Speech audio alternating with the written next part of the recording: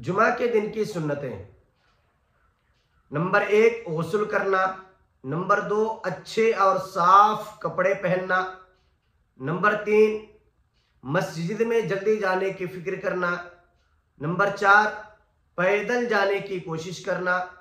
Number 6 अगर सफ़ें पुर हो गई हो तो लोगों को फलांग कर आगे बढ़ने की कोशिश न करना। नंबर 7 लायानी बातें, बेकार की बातें न करना। नंबर 8 खुतबे इमाम को गौर से सुनना। नंबर 9 सूरह कहफ की तिलावत करना।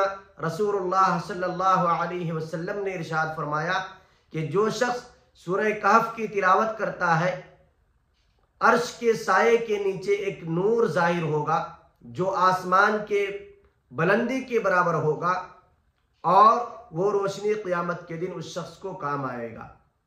इसी तरह जो शख्स सूरह कहफ की तिलावत करता है, अल्लाह ताला सूरह कहफ की तिलावत की बरकत से एक जुमा से लेकर के दूसरे जुमा तक उसके तमाम खता और तमाम गुनाहों को माफ़ कर देता है।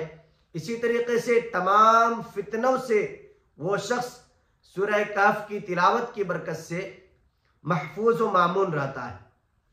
इसी तरह जुमा के दिन कसरत से जनाब मोहम्मद रसूलुल्लाह सल्लल्लाहु अलैहि वसल्लम की ज़ाते गिरामी पर दरूद शरीफ पढ़ना और दरूद शरीफ का नजराना पेश करना।